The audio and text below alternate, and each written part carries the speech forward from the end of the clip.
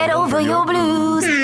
Or Tuesday, Wednesday, Thursday, Friday. The E-Zone is here for you. With the Stinger Honeybee and Karim Boyatings from 3 to 5 p.m. on Nationwide 90 FM. We've got your entertainment news. Then we want to hear your views. Why you say? Jump in the mix. Or the hot seat. Don't miss our brain busters. Or the crazy giveaways. Let's talk fashion. Send us your outfit of the day. Ooh, cutesy. Very demure. Are you looking for love? Ready to tackle that building project? Start right. Start here at H&L Rapid True Value for building supplies. The time by H&L Rapid True Value is Nationwide time, 5 o'clock. From the Nationwide News Network, comprehensive, incisive, tough. This is Nationwide at 5. Good afternoon, I'm Ricardo Brooks. And I'm Robianne Williams. In Nationwide News at this hour, the Finance Minister Favour Williams declines to rule out new taxes in the upcoming budget. I don't believe that people would be expecting for us to remain at that same level during the aftermath of Melissa. Julian Silvera will know his fate on March 6 after court accepts his guilty plea. Klansman trial halted as all 25 accused are sent for medical observation. Relief coming for customers experiencing chicken shortage. Enforcement action is also coming to prevent illegal mining of sand in St. Elizabeth. In news from the rest of the world, former Turks and Caicos premier found guilty of bribery and money laundering. Russia and Ukraine exchange prisoners as peace talks end without breakthrough. In sports, a West Indies player stranded in South Africa over visa issues now cleared to join the team in India for T20 World Cup. And later in our broadcast, in the cover story at 5:35, the Chief Justice Brian Sykes has accepted the guilty plea of former MP Julian Silvera in the death of his wife. We'll get reactions from attorney John Clark. In the nation's business at 6:25, the Mining and Geology Division in the Mining Ministry says enforcement action will be taken against anyone found illegally removing sand in Parity, St. Elizabeth. We'll hear from Portfolio Minister Floyd Green. Taking you around the world at 6:45, the United States and Russia agreed on Thursday to re-establish high-level military-to-military dialogue for the first time in more than 4 years. You'll hear more. And at 7, it's the comment section with Shaloy Smichael and Mahiri Stewart. This evening, they'll ask, what's your reaction to government's launch of the Flexi Work policy? Give us your comments by logging on to our Facebook page, Nationwide News Network, and by tweeting us at Nationwide Radio and message us on WhatsApp at 876-285-5693. You can also leave your comments on Instagram at Nationwide 90 FM. All these and more as we take you home on air on your mobile Nationwide 90 FM, RevoNews.ai, and on the Revo News app, available on the Google Play and the App Store. This Thursday afternoon, Thursday, February 5, 2026.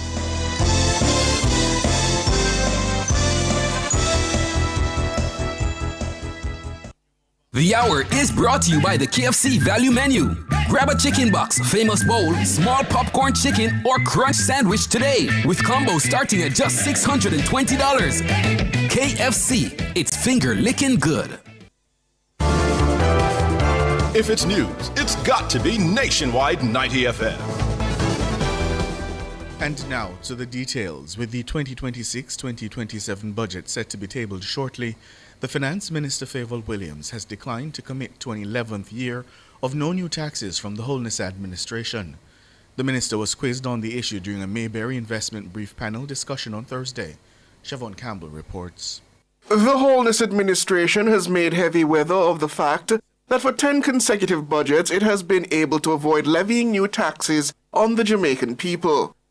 It's been a matter of pride for the government that it's not only grown revenue solely on the existing tax measures, but simultaneously reduced the country's overall tax burden. Mayberry Vice President Dan Theok put the question to Finance Minister Favour Williams. He wanted to know whether that record would remain for an 11th year.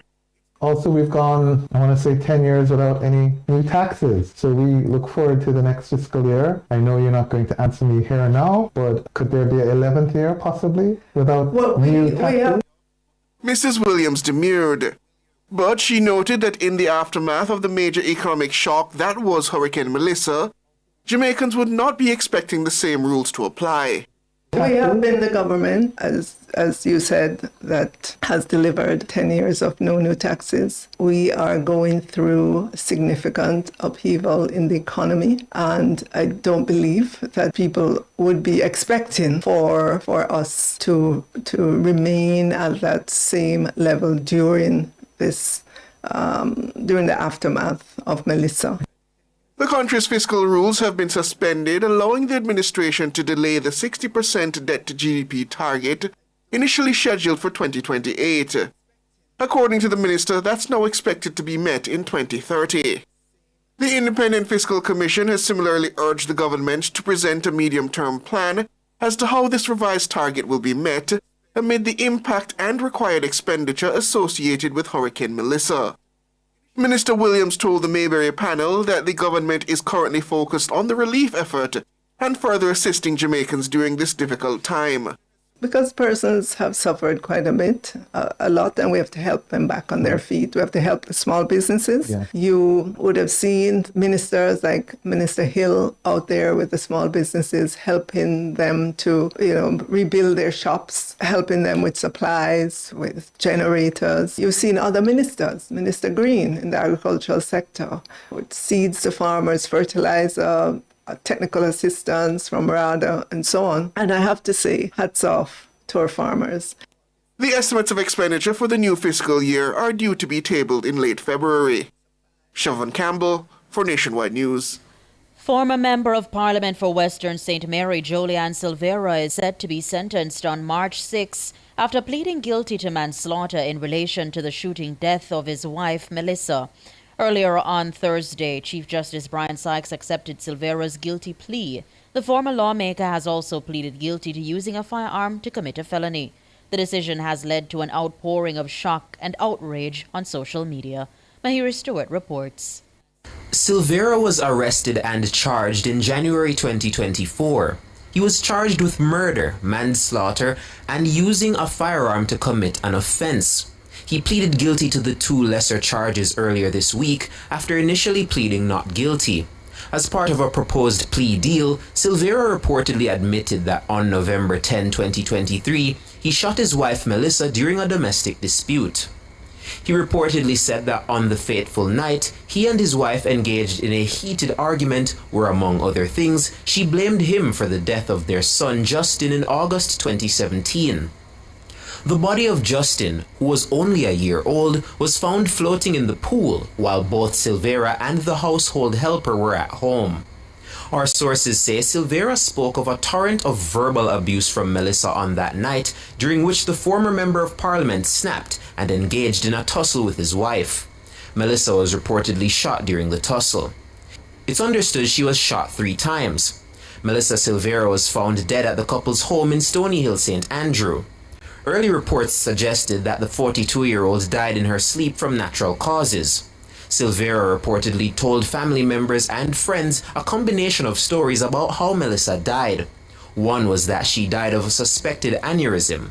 Another one was that she fell while taking a shower and hit her head. A post-mortem examination revealed that she died from gunshot wounds. With the conviction, the former MP, who won the Western St. Mary seat for the PNP in the 2011 general election, faces several years in prison. Manslaughter carries a maximum penalty of life imprisonment. The firearms charge, meanwhile, attracts a maximum of 25 years. Mahiri Stewart for Nationwide News. The high-profile Klansman gang trial was abruptly adjourned on Thursday amid concerns that one of the defendants was suffering from a potentially contagious medical condition. Trial Judge Justice Dale Palmer ordered that all 25 defendants receive urgent medical attention before the matter continues. The issue was brought to the court's attention by defendant Dr. Paul Robinson, who was seated near the affected individual and raised the concern based on his medical expertise. While this specific illness was not disclosed in court, defense attorney Kamar Robinson told the court that there has been a flare-up of the condition at certain lockups where the defendants are being held. The trial is scheduled to resume Monday morning at 10. 25 accused, including alleged gang leader Tesha Miller, are before the court facing charges under the anti-gang legislation. They're accused of being part of a criminal organization and of participating in a range of serious criminal activities in St. Catherine.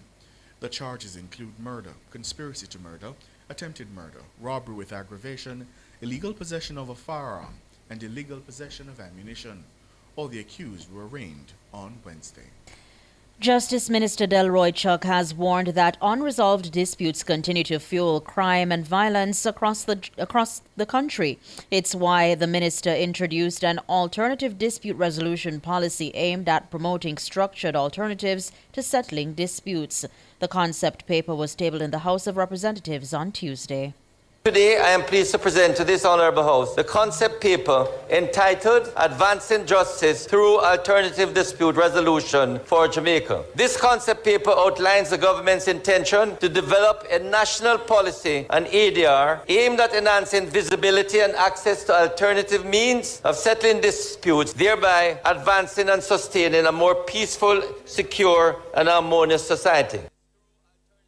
The alternative mechanisms will include mediation, restorative justice, conciliation, negotiation, and the establishment of justice centers to facilitate dispute resolution. The minister says the utilization of alternative dispute resolution also serves as a critical tool to reduce backlogs in the courts. We must change the mindset of our people in how we resolve conflicts, recognizing that there are other meaningful and legally acceptable alternatives to fighting it out. ADR has the potential to assist in crime reduction, and it can positively impact the country and society in several ways, to include improving government efficiency, diversion of appropriate cases from burden courts, freeing the judicial resources to address more complex matters, and increase the overall efficiency of justice delivery, saving both time and money. Delroy Chuck, Minister of Justice. The concept paper received support from members of the opposition benches. The chicken shortage affecting some businesses and consumers across the island is expected to come to an end within 2 weeks. The country's poultry sector was severely impacted as a result of last October's passage of Hurricane Melissa. Some Jamaicans have since raised concern about the unavailability of the product at their local supermarkets. One retailer who buys goods in Christiana, Manchester, told our news centre that the usual poultry outlets in the town have been out of stock. Oh yes, there is a chicken shortage in my area. For the past 2 weeks, I have to be turning back my customers because I don't have any and I can't get any. I've visited every wholesale there is in Christiana and I can't get any. Preliminary assessments showed that over 1.1 million birds were lost after the Category 5 system. Of that figure, more than 700,000 were broiler chickens. The Agriculture Minister, Floyd Green, says efforts are underway to address the issue. We did suffer a major blow to our poultry sector, and a lot of our backyard farmers were decimated. That would have to show up at some time. Thankfully, our companies had a high inventory level, so it never showed up during the Christmas. But as we go back now and as people set back up their cubs, the ministry has already distributed about 64,000 birds. As we get back up, but as some of the demand comes back, there will be tightness. But we're going to treat with that. So now schools are back, some of our major hotels are back, so you're going to see additional pressure in terms of the demand. But in another week, 2 weeks, that should be dealt with. That's Floyd Green, the Agriculture Minister. Health and Wellness Minister Dr. Christopher Tufton says strong research is critical as Jamaica continues its efforts to create and promote a healthier society. It's going to require the sociologists, it's going to require the anthropologists, it's going to require so many other disciplines. So that redefinition of health also has to redefine what skill sets are going to be necessary to truly promote a healthier environment and a healthy society. We have to start touching down around the research that allows health to be defined as a multidisciplinary activity, intervention, embedded in a community that is the soul, the heartbeat of how that community functions. Dr. Tufton says health centers must be placed in a position to promote and maintain good health outcomes island-wide. We need to see community health center as the epicenter of activity and life as we know it within that particular community context. And we need to arm our primary healthcare system with the knowledge, the application, the tools, the technology, if necessary, in order to influence the lifestyle that we desire as a society from birth through to death. And that really places health as the epicenter of all that takes place. Dr. Christopher Tufton, Minister of Health and Wellness. The minister was speaking at the National Health Research Conference on Wednesday at the Jamaica Pegasus Hotel. You're listening to the news on Nationwide at 5. We'll have more after these.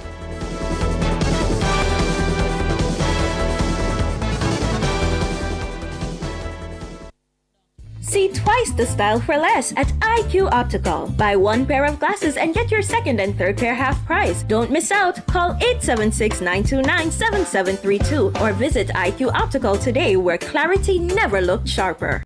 The time by IQ Optical is... It's 15 minutes after 5. Termites, rodents, or birds infesting your home or office? Call Rentokil Initial, the pest expert, at 876-926-4236 for a free pest assessment island-wide. The temperature brought to you by Rentokil Initial is 27 degrees Celsius in Kingston, 24 out west in Montego Bay. KFC, my mind studying. Right now I'm thinking chicken, famous bowl. Chicken box combo and popcorn chicken, KFC on my mind. It's on my brain, great flavor, great taste like every day. Give me that price. Follow benefit the budget, little bit to your pay. The KFC value menu always has you thinking chicken. Get the chicken box combo for just $680, or get the famous bowl combo for $620, or popcorn chicken combo for $630. KFC, it's finger licking good.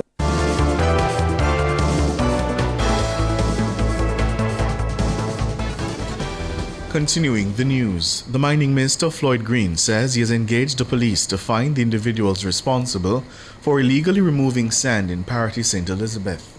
One thing that we would have noticed from Hurricane Melissa is how much sand was deposited in the community, and that sand would have been relocated from parts of the coastline. So the removal of that clearly then leaves the coastline more susceptible to other weather events. And that is why we are doing a multi-agency initiative to ramp up our monitoring of the Parity community. I've already spoken to the head of the JCF in the area, Superintendent Minto, and we've dispatched our mining teams and the NEPA teams, and we will be undertaking operations to see if we can find who may be undertaking these activities. Parity faced significant environmental damage during the passage of Hurricane Melissa. This includes extensive degrading of the mangrove forest in the community. The ministry's Mining and Geology Division says residents of Parity have complained of persons illegally removing sand from the coastline. Officials from the division visited the area on Wednesday to make assessments. The division says excess sand was deposited on roads and residential properties after Melissa, leading to reports of illicit removal and sale. It says the unauthorized extraction, removal, or sale of sand is a violation of the Quarries Control Act. Minister Green says enforcement action will be increased in the area. Part of our broader mission to clamp down on these activities across the country, because again, we have seen that significant damage is being done to our rivers, our environment in general, and these things go unregulated. So you will see more enforcement from the Ministry of Mining on these matters. We continue to encourage citizens that when it comes to their attention, to bring it to our attention. Floyd Green, the mining minister. Corporate Communications Manager at the Jamaica Urban Transit Company JUTC, Chantol Thompson, says nearly 7,000 students registered to the Rural School Bus Program have received their prepaid access cards. The total number of students issued with card, which is 6,393. However, for the remaining balance, we are in communication with the principal of the schools to verify the process and then issue the card. How this process works is that once the student registers via the registration and online platform, the database is then sent to the respective schools, and the respective schools, either the principal or the designated person, would go in and verify that the student attends the school and then approve the registration, and then they can pick up their transportation cards at the school. As at Monday, February 2, the Rural School Bus Program transitioned to a fully cashless model in which students required prepaid cards to access the system. The Rural Bus Program serves between 16 and 18,000 students island-wide. This means over 10,000 students who use the system are still not registered for the program. Ms. Thompson says students who registered but are yet to receive their cards are still allowed to use the system. So because we're not in the business of turning back anyone, we did accommodate them, but we did give them a little warning, or better yet, a nudge to say that, you do need to get your student transportation cards. Where we know there's an issue in the distribution of the cards between the school and the students, and they could show that, they have registered and they're just waiting for their cards, we are not turning back anyone. But there's going to be a point where we do really want to go fully cashless. Chantal Thompson, Corporate Communications Manager at JUTC.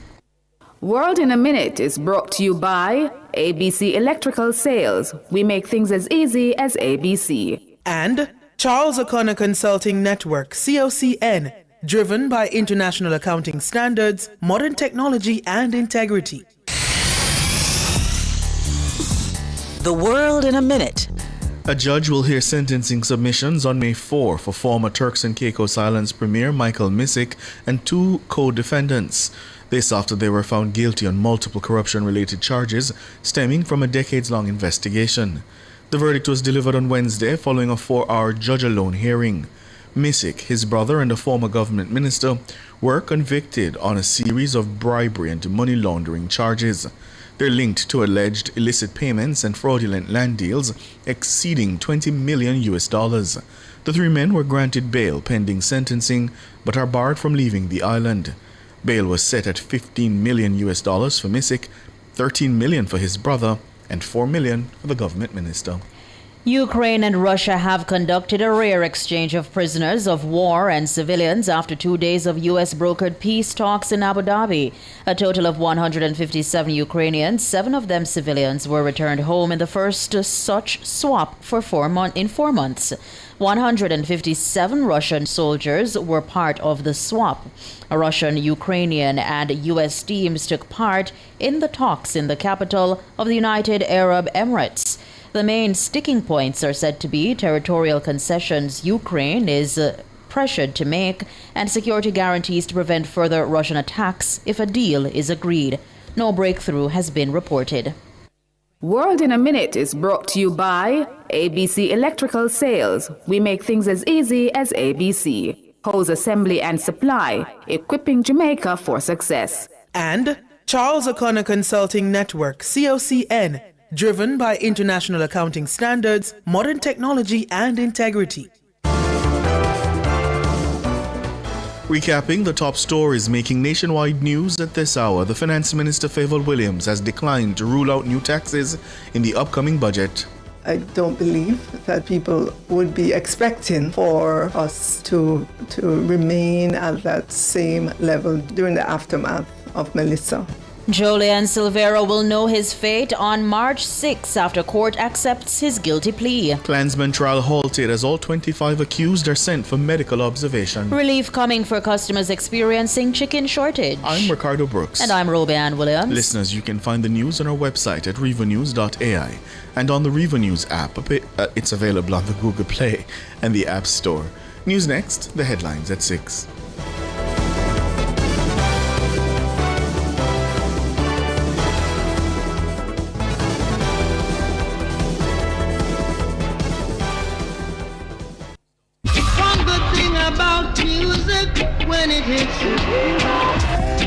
Do you have the Reggae Jamaica mobile app on your phone? No? Well, you could be missing out on news, views, interviews, events, and so much more about the impact of reggae music across the globe.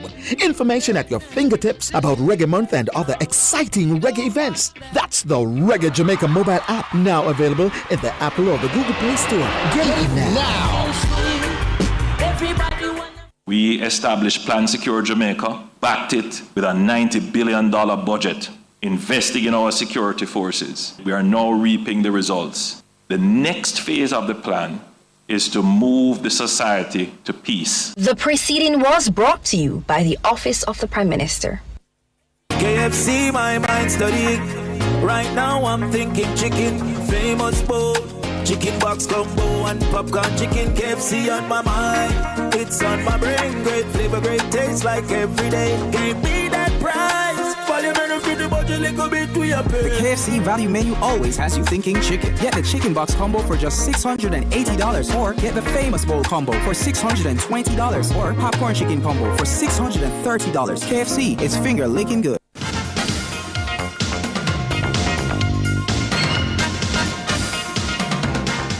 Hello, good afternoon, and welcome to Sports here on Nationwide 90 FM. I'm Wayne Walker. We start with the news on cricket. The Nationwide Sports understands that the visa issues surrounding West Indies batting star Shimron Hetmar has been resolved, and the player will now join the team in India ahead of the T20 World Cup, which starts on Saturday. Hetmar did not leave South Africa with the rest of the West Indies team this week following their three-match T20 series against the Proteas because of visa issues. Hetmar had reportedly traveled to South Africa for the series on a passport that did not contain his Indian visa, leading to the delay. He recently acquired a new passport in Guyana. Now, Guyanese do not need a visa to get into South Africa, so he did get into South Africa without problems. The player's Indian visa is in his old passport that he left back in the Caribbean before heading off for the tour. Now, the delay has thrown a spanner in the works for the Caribbean side's preparation. Hetmar, he missed the warm-up game against Afghanistan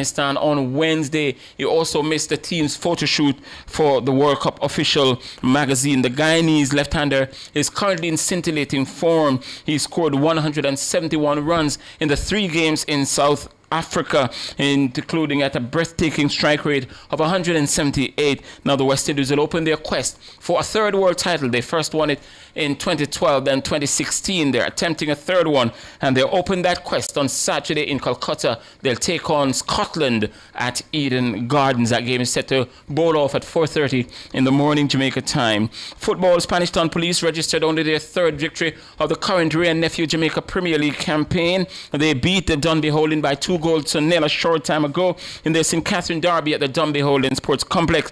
Laston Reed opened the scoring on 42 minutes before Raheem Gale made the point safe just 2 minutes after the hour mark. Spanish Town, they remain at the foot of the table despite the victory. They've got 12 points. Dunbeholden, they stay 9th with 25 points.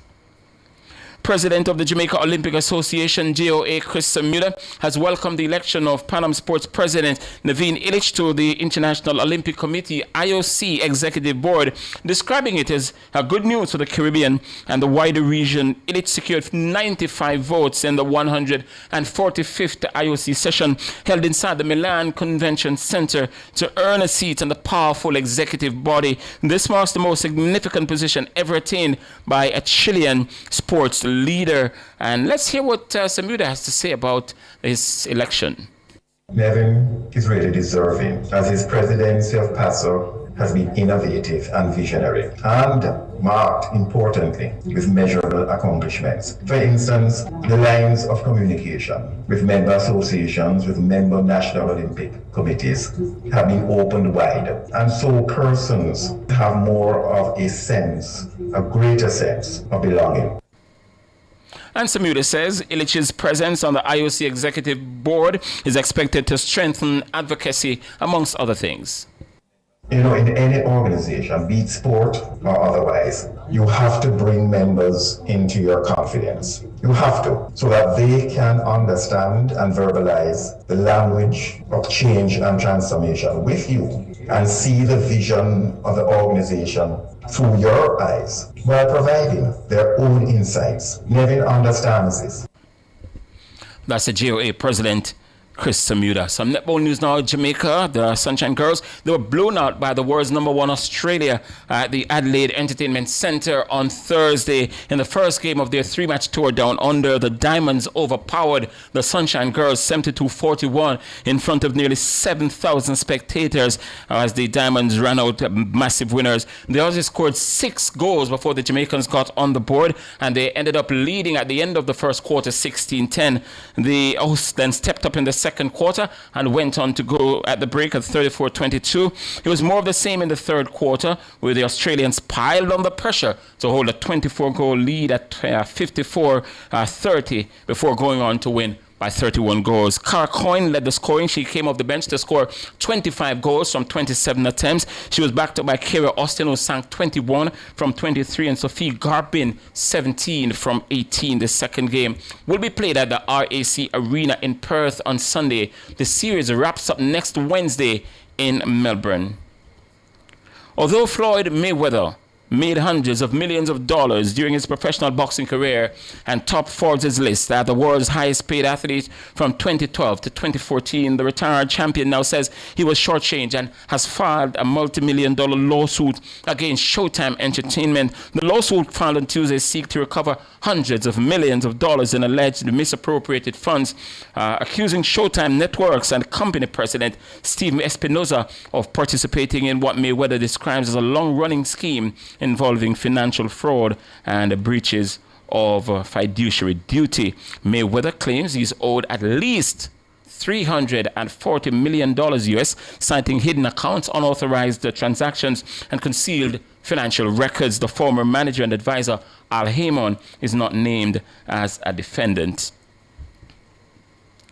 And we could just go back to a bit of football news before we close out. David Layla, assistant coach of defending Ray and Nephew Jamaica Premier League champions Cavalier, has explained that the recent poor run of form from the team is partly due to new acquisitions trying to settle into the squad. For Layla, this is a part and parcel of the game. However, he believes the players will find their footing when they need to.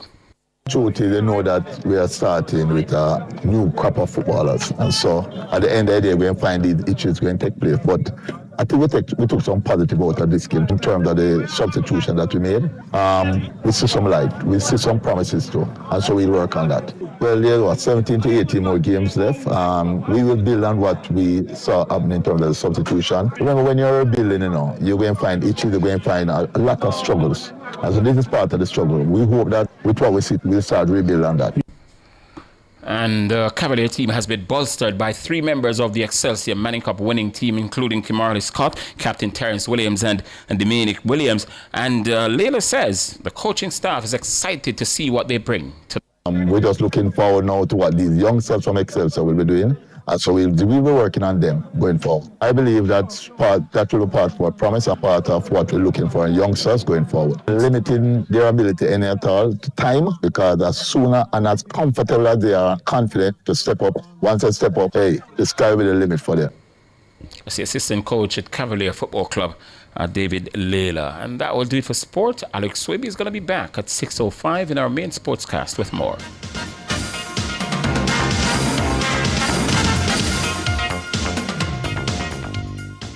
For all your custom framing, printing, graphic design, and purchase of art, Make It Frame Art Jamaica Limited, serving you for over 40 years. The time by Frame Art Jamaica is 5:32. Persons with disabilities and their caregivers. Register on I Am Able My JCPD, the official digital platform of the Jamaica Council for Persons with Disabilities. Created in partnership with UNICEF, the online platform makes it easy for you to connect to information, programs, and support. Sign up today at jcpd.gov.jm/IamAble or call the JCPD Help Desk at 876-447-0444 for assistance. The Jamaica Council for Persons with Disabilities, educating, advocating, empowering. Power in great moments. If you have financial needs, Chris and Charles will fix them for you. Power in great moments since 1992. Oh, we have it all. Power in great moments. Relax, you got Chris and Charles. Oh, we have it all. When you think alone, think Chris and Charles. For all your electrical needs, visit ABC Electrical Sales. They stock a wide variety of electrical supplies, including plugs, switches, panel boards, and conduits, plus energy-saving fixtures. ABC Electrical Sales stocks brands like GE, Siemens, Philips, Cutler Hammer, and Allen Bradley. They also offer free island-wide delivery just to suit your needs. Visit them at Shop 8, Hagley Park Plaza, Kingston 10, or call 876-754-3714-5 or 876-754-3825-8. ABC Electrical Sales, for a better choice in the electrical business. Every day, Jamaicans have something to say. In the group chats, on social media, in the streets, there's a place where it all comes together. The comment section. This is not a lecture. This is not a call-in show. This is the hottest topics of the day, filtered through real opinions, real WhatsApp messages, real voice notes, real reactions. You agree, disagree, sound off, text it, voice note it, debate it. Comments section, Monday to Friday from 7 to 7:30 p.m. only on Nationwide 90 FM, the new revolution in media. Do you have a consumer-related issue? Want to learn more about matters concerning you as a consumer? Well, keep it locked to Nationwide 90 FM for the Consumer Hour with me, Nora Gay Banton. Weekdays from 9 to 10 a.m. For all your consumer-centric matters, stay tuned to the Consumer Hour on Nationwide 90 FM, a revolution in media. Cover Story is brought to you by Multilink. Roll with control. Use Multilink. Save fast and accepted in more locations. Multilink, access every time, everywhere I go. Multilink, 24/7 access for me. It's just a win-win when we use Multilink. This card is Jamaican built, yeah. Fast and secure, you can use anywhere. Spend while supporting the economy. Look for the Multilink logo on your card and benefit from Jamaica's largest debit payment network. Multilink, 24/7 access for me. What would I do without my Multilink?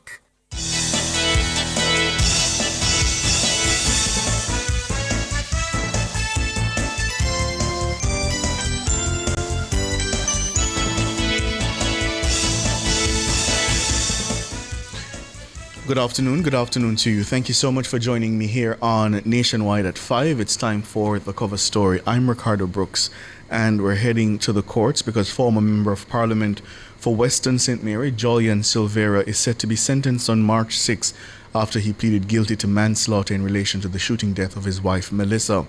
Now, Chief Justice Brian Sykes accepted Silvera's guilty plea on Thursday morning. The former lawmaker also pleaded guilty to using a firearm to commit a felony, and the decision has led to an outpouring of shock and outrage on social media. A lot of people are asking questions, a lot of people are saying they don't understand it, and that an injustice has been done. Here's Mahiri Stewart's report. Silvera was arrested and charged in January 2024. He was charged with murder, manslaughter, and using a firearm to commit an offense. He pleaded guilty to the two lesser charges earlier this week after initially pleading not guilty. As part of a proposed plea deal, Silvera reportedly admitted that on November 10, 2023, he shot his wife Melissa during a domestic dispute. He reportedly said that on the fateful night, he and his wife engaged in a heated argument where, among other things, she blamed him for the death of their son Justin in August 2017. The body of Justin, who was only a year old, was found floating in the pool while both Silvera and the household helper were at home. Our sources say Silvera spoke of a torrent of verbal abuse from Melissa on that night, during which the former Member of Parliament snapped and engaged in a tussle with his wife. Melissa was reportedly shot during the tussle. It's understood she was shot 3 times. Melissa Silvera was found dead at the couple's home in Stony Hill, St. Andrew. Early reports suggested that the 42-year-old died in her sleep from natural causes. Silvera reportedly told family members and friends a combination of stories about how Melissa died. One was that she died of a suspected aneurysm. Another one was that she fell while taking a shower and hit her head. A post-mortem examination revealed that she died from gunshot wounds. With the conviction, the former MP, who won the Western St. Mary seat for the PNP in the 2011 general election, faces several years in prison. Manslaughter carries a maximum penalty of life imprisonment. The firearms charge, meanwhile, attracts a maximum of 25 years. Mahiri Stewart for Nationwide News. Thank you, Mahiri. To help us now to understand these issues, hold on, let me tell you, Silvera's attorney, King's Counsel Peter Champagny, has declined to comment on the outcome until the matter has been concluded, but he says he believes the media should be allowed to cover the next phase of the court proceedings. The decision seems to be one where the media will be allowed, or is likely to be allowed, for the next phase of the matter. And from that perspective, what I will say is that I understand the concerns of the media, and there are merits in their concern, and I do believe that there are sufficient guardrails that can be put in place to address any sensitive issues that may arise in the next phase of the case. Because we must always remember, and that has been my main point publicly in relation to this matter, that there are young children involved. And we live in an age now where social media, and in terms of what is print, is forever etched in the archives, and it cannot go away. That's King's Counsel Peter Champagny speaking with journalists on Thursday. Well, to help us to understand the legal issues at play, I'm being joined by attorney at law John Clark. Good afternoon, John. Good afternoon. Thanks for the invite.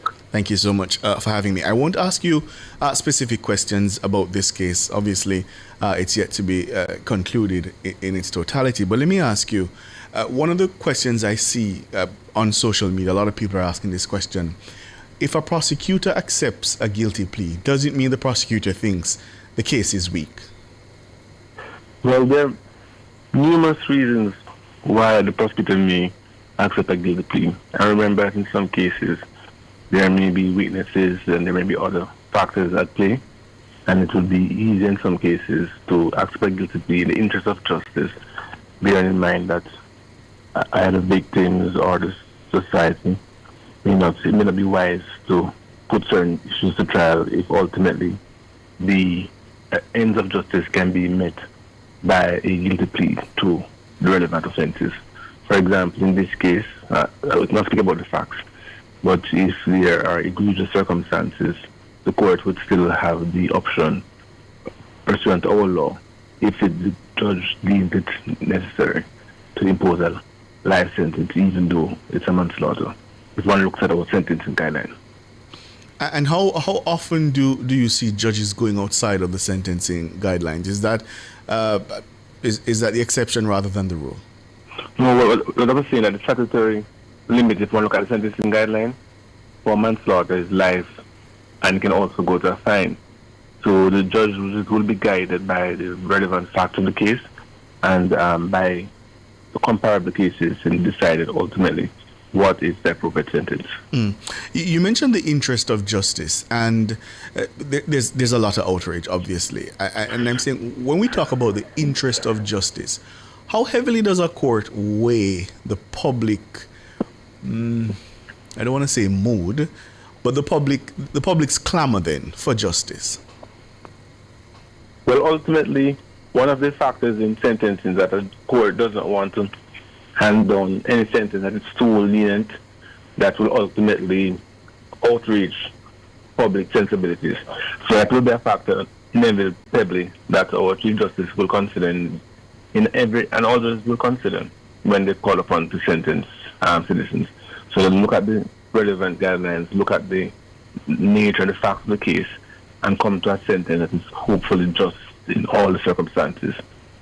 But in this particular case, though, I beg to slightly differ, and I don't know as much as King Cross would on the facts of this case, but I believe that at a minimum it is a retrograde step in my view, that especially bearing in mind what happened with the charter, that the relevant state organs did not deem it fit to allow the media host to be present to hear the Chief Justice reasons. I'm 100% sure, as erudite and as learned and as reasoned as he is, the media would have been able to hear from his own mouth why it is that the course was taken to accept the issue before him, and ultimately would have provided guidance to the public and perhaps end some other speculation as to why we're where we are now.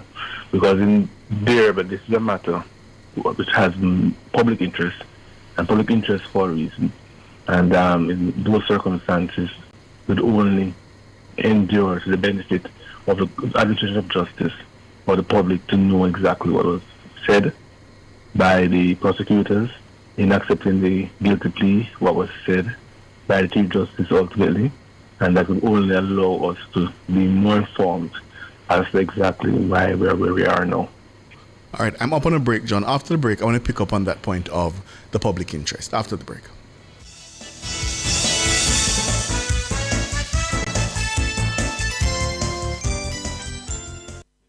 Order Pizza Hut online at pizzahutjamaica.com or through WhatsApp at 876-837-4488. Pizza Hut, now that's delivery. The time by Pizza Hut is 5:44. Multi-link, access every time, everywhere I go. Multi-link, 24/7 access for me. It's just a win-win when we use multi-link. This card is Jamaican built, yeah. Fast and secure, you can use anywhere. Spend while supporting the economy. Look for the Multilink logo on your card and benefit from Jamaica's largest debit payment network. Multi-link, 24/7 access for me. What would I do without my Multilink?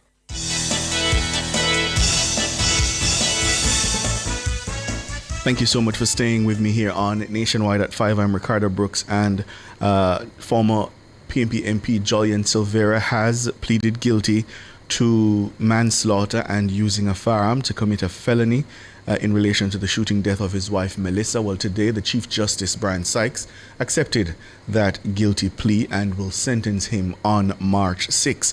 John Clark has kindly joined us to assist us in understanding the legal issues. And before the break, John, you made the point about the public interest and the fact that you thought that would have been served by allowing the media in to hear the reasons the Chief Justice would have given for accepting the guilty plea. But when a prosecutor weighs the public interest, and even the defense counsel, in the circumstances where all the elements suggest that there would have been heightened interest, wouldn't that public interest have been better served by sending the matter to the jury? What would have been the harm there? Or what could have been a possible harm? I honestly, that is something that will ultimately have to be determined on the facts of this particular case. But I cannot think of any possible harm, especially bearing in mind that the AP's office, and I hope that after the sentencing is determined in this case, that there will be an answer provided to the country as to the decision to ensure that this matter ultimately, because they have a choice. It could have been rooted in the gun court, it could have been rooted in another methodology through our justice system, which would have allowed it to be in open court ultimately. But in any event, what is concerning is that even if it was rooted in a gun court, the DPP could have, in my view, taken the lead essentially to try and ensure that attempts were made, whether it's the Chief Justice, etc., or whoever is deciding justice, to ensure the matter was open to the public. So one hopes that there will be a protocol developed by the DPP's office where they determine when certain matters like these are open to public scrutiny. Because ultimately, one of the factors that I hope that we'll have some more due consideration of is the fact that the courtroom is being paid for with public funds. Mm-hmm. And there are many citizens who are wondering, as we speak now, what exactly happened in this case. And that could have been achieved by the journalists who report to the public being present to report firsthand what was said in the courtroom. Yeah. This happened in court one, it happened for many other matters, and it is time that this veil that is utilized for court matters is removed, and if there is any national security reason why there needs to be secrecy, as it exists in other matters, then appropriate orders are sought by the Crown or the defense for secrecy orders. But otherwise, every court sitting should be public. And isn't that the point, John, that where this, as you call it, this veil exists, then it leaves room for speculation, and it potentially causes members of the public to lose confidence in the administration of justice, because already you're seeing the speculation that this is as it is now because it was a powerful individual, and therefore if it was a small man, a little man, it wouldn't have been this way. Yes, and I'm aware of persons who are saying that ultimately they are aware of situations where family members who have young children who are related to accused persons who are before the court, those matters are still reported in the public without the same concern about how the family will view the matter in the public or whether things will or will not be scrubbed from the internet. So it's almost like there's one standard as it is viewed publicly for one side of Jamaica and another standard for another side of Jamaica. And do you think the justice system as it is now is doing enough to dispel that perception? John? No? Okay. It seems we lost John there. Talking to attorney at law John Clark about the outcome of the Silvera matter. Silvera has pleaded guilty. The prosecution accepted it. The DPP, Claudette Thompson, and the Chief Justice has now accepted it. John's point is that a lot of the speculation that's going on now would have been eased had the administration of justice, those who administer justice, made provisions for the media to at least hear the reasons why the Chief Justice accepted the plea. John? Yes. You heard the question? I heard the question. I said this Chief Justice and the Court Administration Division has done a lot to ensure that the public is made aware as to many things that's happening in the courtroom. So there has been record outreach in that respect.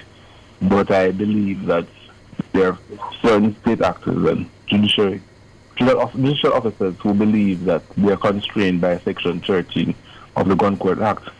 And whilst I may have a slight different interpretation of that particular act, and my view is that if you give them a discretion that they can exercise in the public's interest, but in any event, what is important is that perhaps the time has come for us to have that section examined and removed from the books to the extent in which it prohibits the media's right under the Constitution to receive and disseminate information.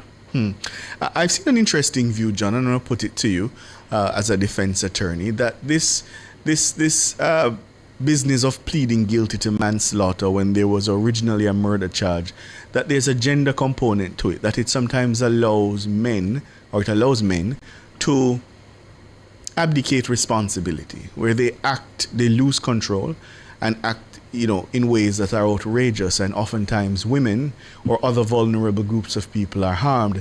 The man gets off scot-free because he can simply say, oh, I lost control, I was provoked, and therefore I had diminished responsibility, so manslaughter. How do you respond to that? Well, ultimately, I would say it's not as easy as to just say somebody loses or doesn't lose control, because sometimes things are very fact-specific, and in the absence of information, none of us would be in a good position to know exactly what were the deciding factors that ultimately sway this case, for example, one way or the other, or either case, one way or the other. And that is why it's important in any event for persons to, as much as possible, get an insight into how our courts decide matters.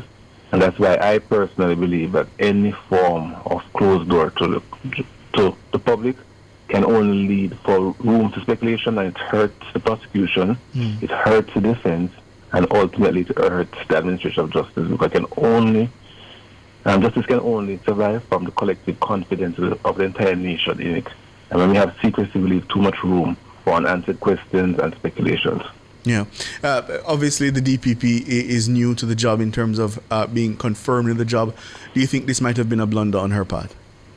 Well, I can't say, because I wouldn't have the information that she has, but one hopes that if the sentence in itself is open to the public and then and the media, then persons will be able to get more information as to what takes place, and ultimately the jury will be out, and then at that time we have more information, informed opinion can be formed as it relates to this.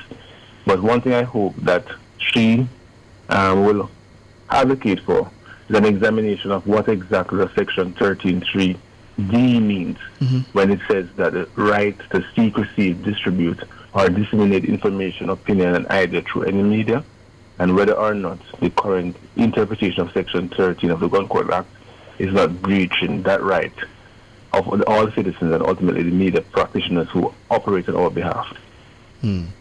And to Jamaicans this afternoon who are saying, boy, I lose out for the justice system, I've lost confidence, as an officer of the court, what do you say to them? I would say that would be a rush to judgment, because ultimately, if one knows the experience that resides in the DPP office, and the Chief Justice himself, it is clear that there may be facts that we do not know at this point, which would have swayed the scale in favor of accepting this plea. And ultimately, we cannot say, because when the sentence is handed down in March, or whenever it is handed down, sometime this year, perhaps persons will then feel that in light of the full facts as they now have it, it was a just decision in hindsight. But we know that it's very hard for persons, just having hear the story that we have heard in the media about this particular case, think one way or the other, but we don't know what exactly took place between the parties, that's both the deceased and the accused. So in the circumstance, let us wait for justice to do its work, and let us wait to get more information, and let us hope that somehow this will be a teachable moment into the public outrage, that the relevant state actors will know that we should never limit the right of me, the person, to be inside, because perhaps if you had that information, it would have been helpful to explain for us who are out here wondering what exactly took place on that night, and why perhaps it is wise for the relevant, experienced prosecutors to take the decision to accept manslaughter rather than murder, ultimately based on the entire facts of this case. If I could just take you back to process, John, as a defense attorney, if you are approaching the prosecution for a plea deal, what are some of the ingredients that you look at to say, okay, maybe I can get a plea deal? Well, ultimately, what would often happen is that one would have to look at the case, look at the possible options available to the defense, and also look at the possible weaknesses and the possible outcomes that the Crown can receive. And in light of that, an offer could be made to the Crown, which would be examined. Bear in mind, each side may not ultimately get what they want, but that somehow this particular plea may be the best outcome in light of everything. For example, in this particular case, or in any particular case, the Crown may very well think it's best to go for murder, but there may very well exist a possibility that after all the evidence, available evidence is led, that the accused person may very well walk. So in light of that, it may be wise for both the Crown and all concerned to take a certain course to ensure a guilty conviction is recorded and somehow justice is served. John Clark, thank you so much as always. I appreciate it. Thank you very much. Yeah. That point of the gender issue, I'm seeing it a lot from gender activists and some human rights activists online. I never considered it, listeners, that a lot of times when these things happen, it's usually a man losing control, and then he gets to claim manslaughter. And you have to ask yourself, is that justice? Is that justice? Yeah. And in this particular case, it's complex and complicated by the fact that this is a powerful man, yeah? And without speculating too much before the sentence, I mean, the stories that have been in the public domain are pretty harrowing, yeah? And to think that, as John put it, a veil of secrecy was there, and then behind that veil, a decision was made, and then the court accepted that decision without the public ever getting a chance to actually hear from the Chief Justice. It really leaves a bad taste. And I can appreciate this afternoon the scores of Jamaicans who are online saying that an injustice has occurred. I can appreciate the sentiment. I'm hopeful, though, that on March 6th, the Chief Justice will allow, certainly the defense seemed to be indicating that they wouldn't have an objection, that the Chief Justice will allow the media in and that he will explain why the court came to this decision. And I'd be very interested to hear how the public interest was taken into account, how that was taken into account, and how it was taken into account in the circumstances where we heard so many stories leading up to Monday's change of a plea. Yeah, that's the part that I can't understand. Was there any time before that there was any expression that provocation might have been an issue? Or was there a flat-out denial up until Monday? And how did the prosecution view that? Was there something on the file that suggested that there was provocation before? or was this an invention by the defense to seek a lesser sentence? Something don't look good, something don't smell good. But we'll wait for March 6th to hear the sentence, yeah? That's the cover story. The headlines are next.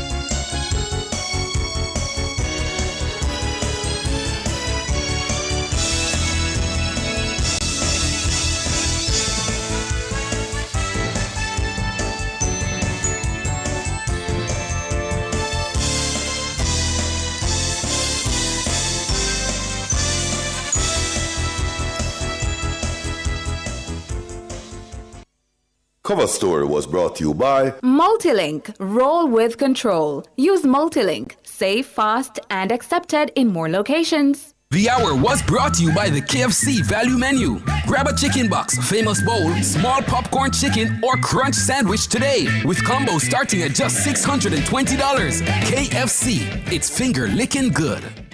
The time brought to you by Guardian Life. Live secure, live easy is 6 o'clock.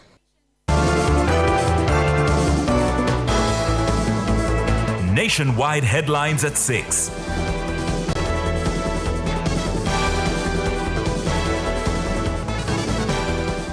Good evening with the headlines at 6. I'm Shalois Michael. With the 2026-2027 budget set to be tabled shortly, Finance Minister Favour Williams has declined to commit to an 11th year of no new taxes from the Holness administration. The minister was quizzed on the issue during a Mayberry Investment Brief panel discussion on Thursday. We have been the government, as you said, that has delivered 10 years of no new taxes. We are going through significant upheaval in the economy, and I don't believe that people would be expecting for us to remain at that same level during this during the aftermath of Melissa.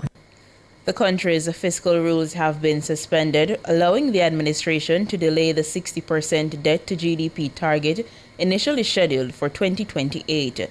According to the minister, that's now expected to be met in 2030. The Independent Fiscal Commission has urged the government to present a medium-term plan as to how this revised target will be met amid the impact and required expenditure associated with Hurricane Melissa.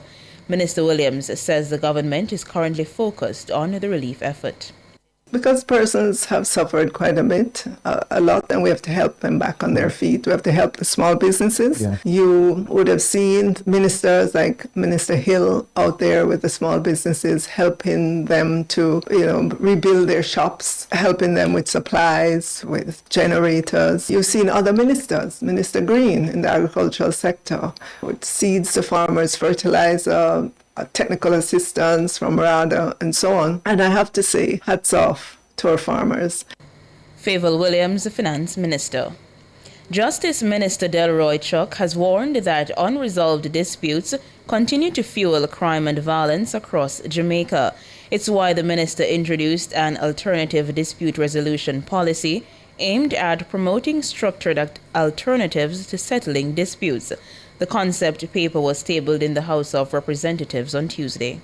Today, I am pleased to present to this Honourable House the concept paper entitled Advancing Justice Through Alternative Dispute Resolution for Jamaica. This concept paper outlines the government's intention to develop a national policy, an ADR, aimed at enhancing visibility and access to alternative means of settling disputes, thereby advancing and sustaining a more peaceful, secure, and harmonious society.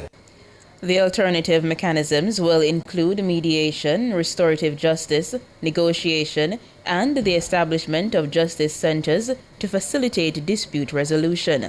The minister says the utilization of alternative dispute resolution also serves as a critical tool to reduce backlogs in the courts.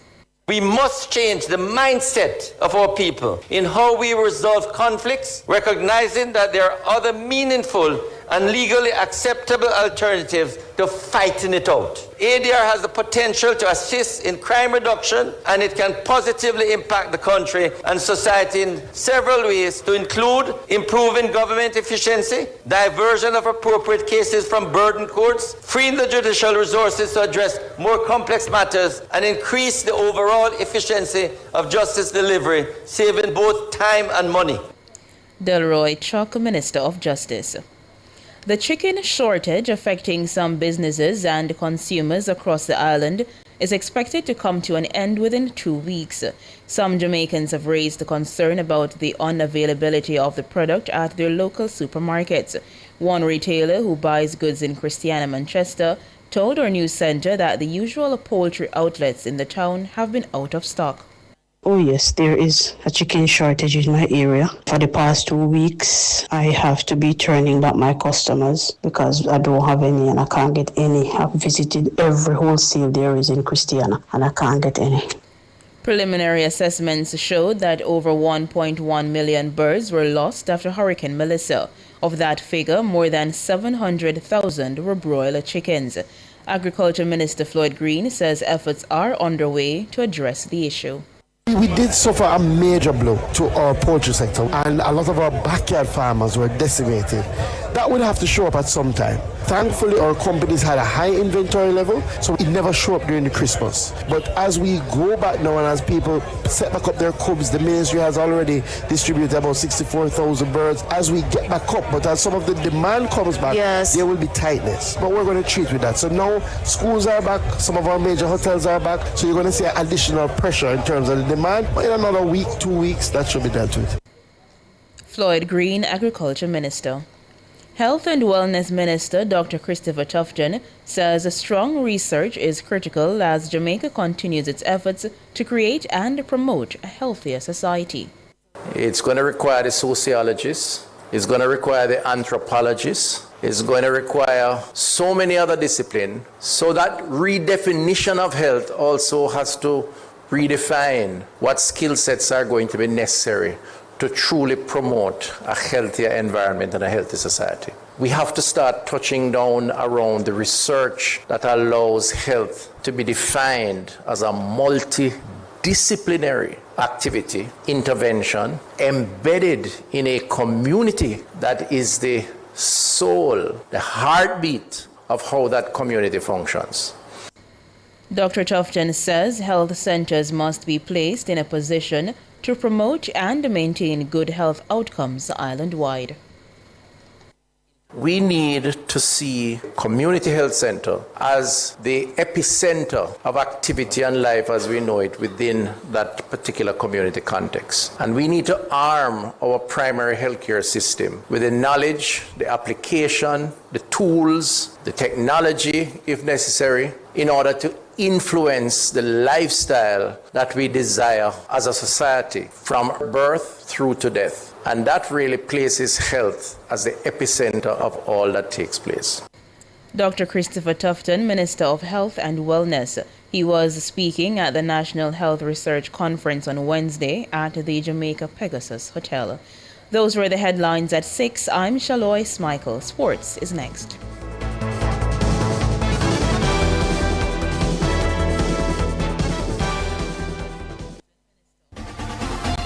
For all your electrical needs, visit ABC Electrical Sales. They stock a wide variety of electrical supplies including plugs, switches, panel boards and conduits, plus energy-saving fixtures.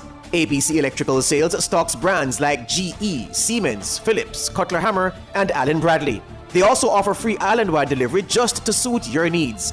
Visit them at Shop 8, Hagley Park Plaza, Kingston 10, or call 876-754-3714-5 or 876-754-3825-8. ABC Electrical Sales, for a better choice in the electrical business. Every day, Jamaicans have something to say. in the group chats, on social media, in the streets. There's a place where it all comes together. The comment section. This is not a lecture. This is not a call-in show. This is the hottest topics of the day, filtered through real opinions, real WhatsApp messages, real voice notes, real reactions. You agree, disagree, sound off, text it, voice note it, debate it. Comments section, Monday to Friday from 7 to 7:30 p.m. only on Nationwide 90 FM, the new revolution in media.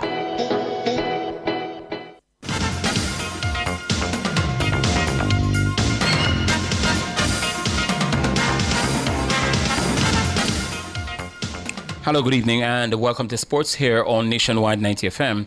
I'm Wayne Walker. Jamaica's national senior netball team was blown out by the world's #1 Australia. In the first game of their three-match tour down under, the Diamonds overpowered the Sunshine Girls 72-41 in nearly 7,000 spectators at the Adelaide Entertainment Centre on Thursday. In the opening game of their Origin Diamond Series, the Aussies scored 6 goals before the Jamaicans could register, and they went on to lead by 16-10 at the end of the first quarter. The hosts stepped it up in the second quarter and went to the break, leading 34-22.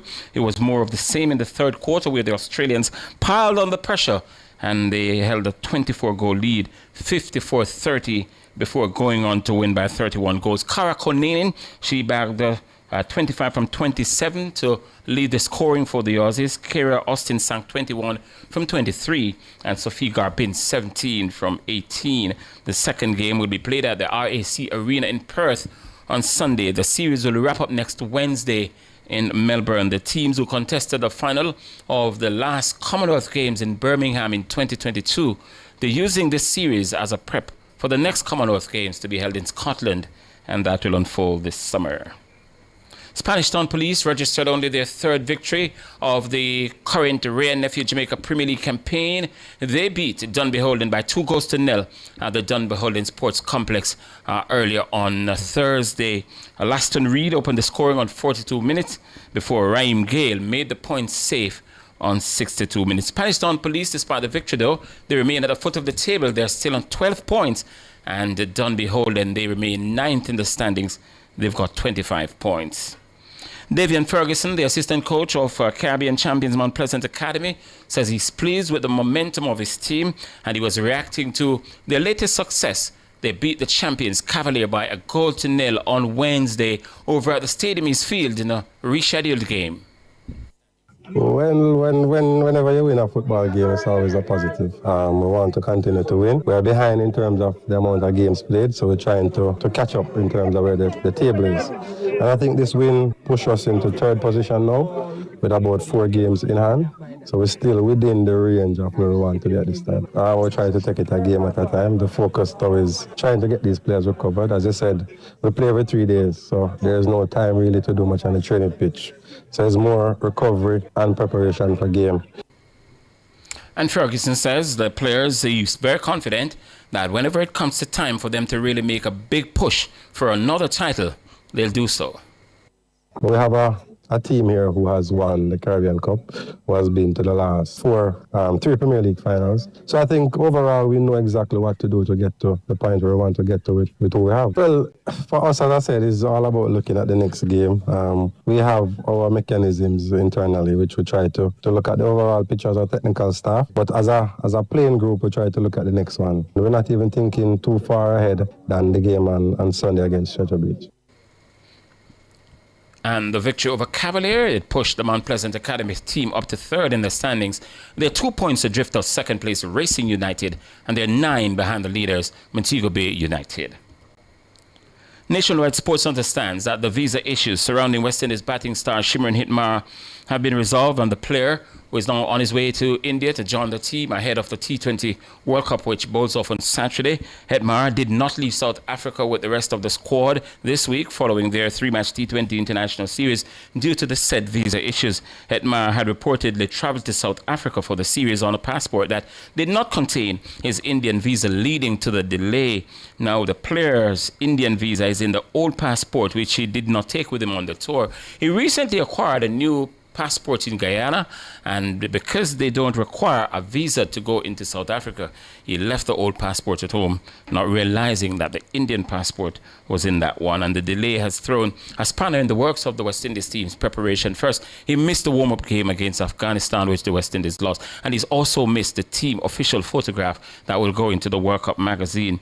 And the recently concluded series in South Africa saw Hetma hitting a combined 171 runs in the 3 games at an alarming strike rate of 178. The West Indies, who won the World Cup in 2012 and 2016, are attempting for a 3rd title, and they'll open that campaign on Saturday. They're taking on Scotland at Eden Gardens in Kolkata.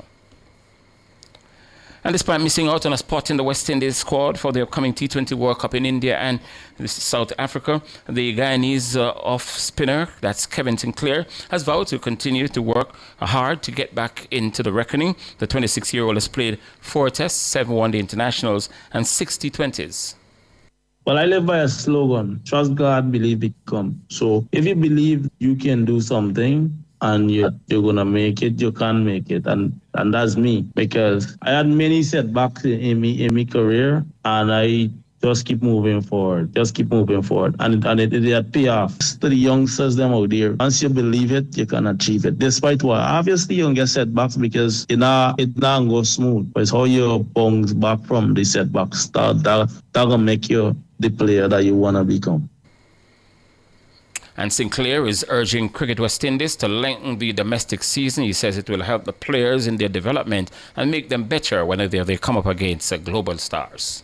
Quality and standard, because West Indies participate in these tournaments and they have to perform, because if they don't perform and somebody else don't perform, the position gone. So it still be at the competitive nature, right? So yeah, just that we need a little more games, man. That's all. Kevin Sinclair, he was speaking on the Top Off Cricket podcast. President of the Jamaica Olympic Association, JOA, Christopher Semuda, has welcomed the election of the Pan American Sports President Naveen Illich to the International Committee of the IOC Executive Board, describing it as good news for the Caribbean and the wider region. Illich secured some 95 votes of the 145th IOC session held inside the Milan Convention Center in Italy to earn a seat on the powerful executive body. This marks the most significant position ever attained by a Chilean in the sports leadership. Semuda says Illich's elevation signals stronger representation for the Americas at the highest level of global sport. He described Illich as a solution-driven leader whose track record at Pan Am Sports demonstrates a clear commitment to development, inclusion, and effective governance across the hemisphere. Nevin is really deserving, as his presidency of PASO has been innovative and visionary, and marked, importantly, with measurable accomplishments. For instance, the lines of communication with member associations, with member National Olympic committees have been opened wide, and so persons have more of a greater sense of belonging. And Semuda says Illish's presence on the IOC Executive Board is expected to strengthen advocacy for regional interests, to expand opportunities for athletes, and ensure that the perspective of the Americas are more firmly embedded in international sporting decision-making. In any organization, be it sport or otherwise, you have to bring members into your confidence. You have to, so that they can understand and verbalize the language of change and transformation with you and see the vision of the organization through your eyes while providing their own insights. Nevin understands this. Some news now on the NFL. Well, NFL Commissioner Roger Goodell, he says that having Puerto Rican megastar rapper Bad Bunny perform at halftime for Super Bowl 60 at the Levi's Stadium in Santa Clara, California on Sunday will ignite the United States. The Seattle Seahawks and the New England Patriots will clash in the biggest day in American sports. Listen, Bad Bunny and I think that was demonstrated a lot, one of the great artists in the world. And that's one of the reasons we chose him. But the other reason is he understood the platform he was on, and that this platform is used to unite people and to be able to bring people together with their creativity, with their talents, and to be able to use this moment to do that. And I think artists in the past have done that. I think Bad Bunny understands that, and I think he'll have a great performance. And Goodell says the decision to invite Bad Bunny to perform at halftime at the Super Bowl ties perfectly into their decision to try to make the NFL a more diversified sport. I believe diversity is good for us. I think we have become a more diverse league across every platform, including coaching. But we still have more work to do.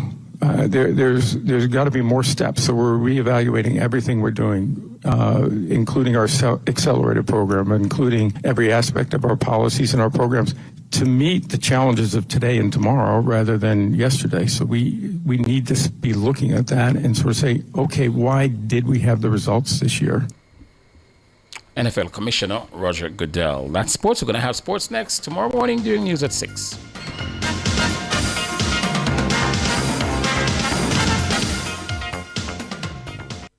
Hi, I'm Kalila Enriquez Reynolds, and I know a thing or two about smart money moves.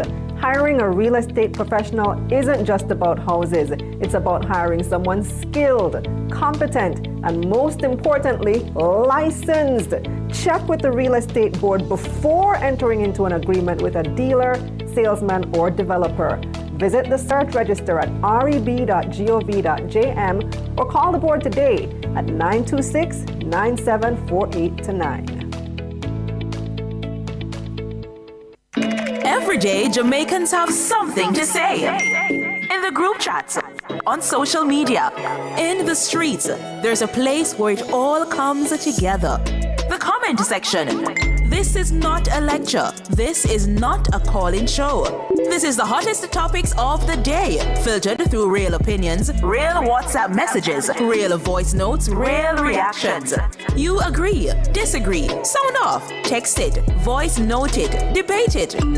Comments section, Monday to Friday from 7 to 7:30 p.m. only on Nationwide 90 FM, the new revolution in media.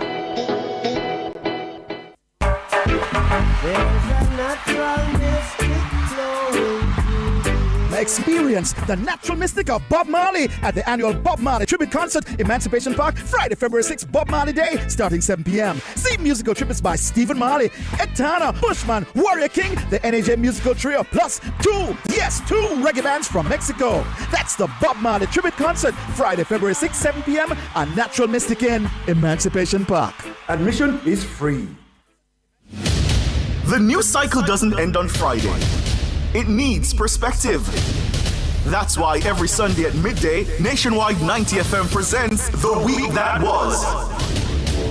A clear, informed review of the top stories that shaped the past week, what really mattered and what lies ahead. No noise, no theatrics, just analysis, context, and clarity. The Week That Was. Sundays at 12 noon with a repeat at 6:30 p.m. Understand the news before the week begins. Only on Nationwide 90 FM, a new revolution in media.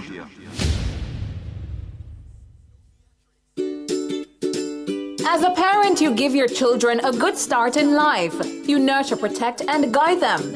Parenting is a process that prepares your child for independence. As your child grows and develops, there are many things you can do to help your child. Stay tuned to The Big Show, Nationwide this morning, for parenting tips. Fridays at 6:53 a.m. Only here will you learn everything you need to know about parenting. Tips to help parents navigate the incredibly challenging and rewarding journey of child rearing. Parenting tips on Nationwide at 90 FM, the revolution in media. It's Monday, get over your blues.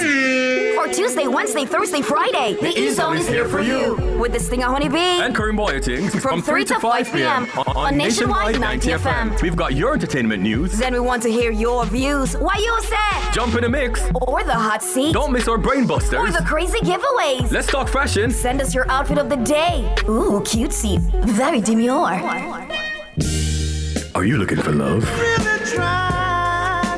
Come on one of our blind dates. Send your request to ezoneblindates@gmail.com. That's ezoneblindates@gmail.com. And stay tuned for your confessions. These are my confessions. Share them with us at ezoneconfessions@yahoo.com.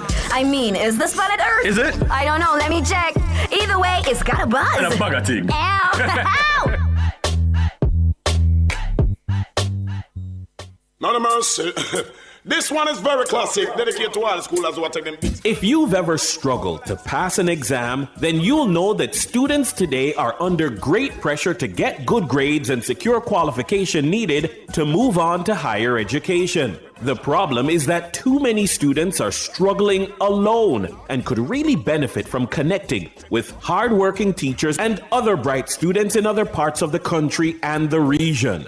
Join me, Dennis Brooks, this and every Friday evening from 8 to 9, with a repeat on Saturday morning from 8 to 9. For the A-Team, a study group on radio, my team of teachers, students, and experts will break down the syllabus, giving you information, tips, and past paper questions that will help you get top grades in your upcoming exams. Follow us on Facebook Live and on Twitter and be a part of the community. It's the A-Team, Fridays at 8 p.m. with a repeat at 8 o'clock on Saturday morning. It's your free extra class on radio and social media. And it's right here on Nationwide 90 FM, the revolution in media. It's the weekend and the youth are taking over the airwaves. Yes, we are the new voices and faces of the Talk Up You radio show. The voice of the Jamaican youth right here on Nationwide 90 FM. After a busy week of work and school, come unwind with Jamaica's #1 youth radio show. We're bringing you entertainment, fun facts, and staying true to youth development and advocacy. Catch the action each and every Saturday as we roll out buzzy segments. What say you? Youth for chat, life skills, global connect, and Bust the Youth. That's the Talk Up Youth radio show. Saturdays 11 a.m. to 1 p.m. on Nationwide 90 FM. Talk Up Youth, Miss Effie. Talk Up Youth. Don't miss it.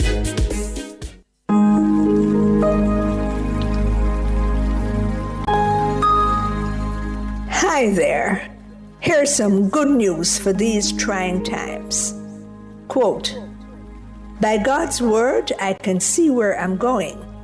They throw a beam of light on my dark path. Unquote. Psalm 119, verse 105. Listen for God's Word weekdays at 5:45 a.m. and 12:55 p.m. through Oasis. Stop by for a refreshing drink and share a God perspective for the day. Oasis. Weekdays 5:45 a.m. and 12:55 p.m. right here on Nationwide, a revolution in media. The rebroadcast of the Oasis can be heard weekdays at 5:45 a.m.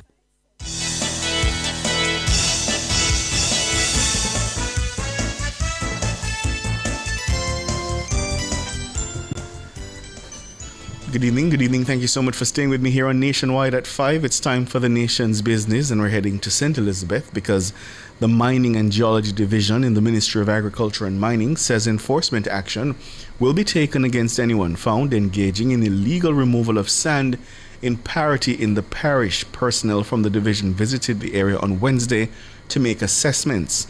The division says the visit follows complaints from residents that after the hurricane, excess sand was deposited on roads and residential properties, leading to reports of illicit removal and sale. Now, the ministry is saying that the unauthorized extraction, removal, or sale of sand is a violation of the Quarries Control Act, and it is an offense under the law. During the visit, the ministry says its inspectors met with residents, listened to their concerns, and reassured the community that the division, in collaboration with the security forces, are actively monitoring the situation. Meanwhile, the ministry says residents are also advised that the proper resettlement of excess sand will be handled by the appropriate authorities in accordance with national regulations and environmental standards. The Portfolio Minister, the Mining Minister, Floyd Green, joins me now. Good evening, Minister. Evening to all your listeners and viewers. All right, thanks so much for joining us. So let me ask you. So if the sand was deposited or relocated or deposited in residential areas because of the hurricane, what's the harm in people, let me say, cleaning it up? So there's a clear difference between cleaning up and extracting for commercial purposes. And the reality, especially for communities like Parity, which are seaside communities, the sand have come from somewhere. And what we have seen with Hurricane Melissa is that a lot of the sand was displaced, making the coastal communities even more vulnerable. So clearly, in these instances, you have to consult persons like agencies like NEPA, clearly the mining ministry, to look at how do we treat with this, because just removal may be doing much more harm than good, and especially if the removal is not simply removing for the right of way, is not simply removing so that you can get access to your property, but has now become removal on a commercial basis, where we're not talking about somebody taking up a barrel of sand.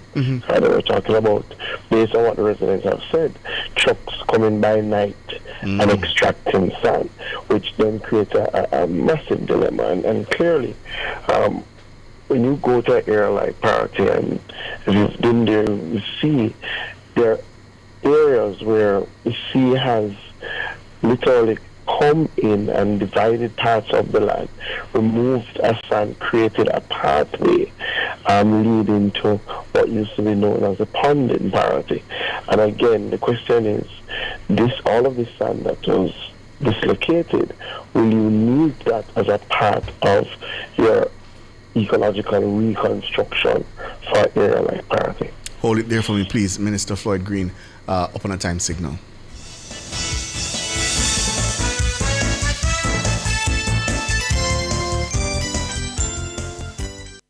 Drive the most exciting new vehicles in Jamaica. Schedule your 2024 Ford Ranger pickup or Ford Everest 7-seater SUV test drive now. Call or visit KIG today. The time by KIG is... It's 6:30.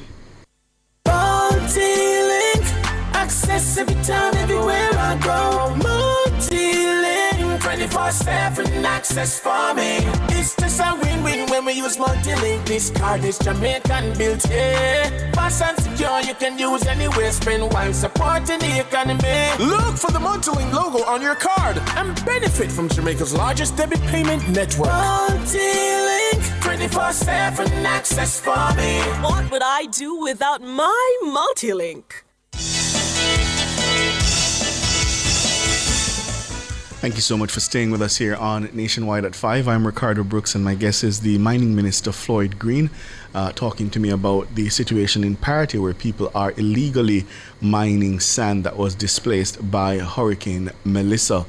Minister, you just spoke to the ecological reconstruction. Talk to me a little bit more about that. What are the plans for that? So part of what we're doing now is evaluation, and clearly the reconstruction cannot be anecdotal. It has to be data-driven.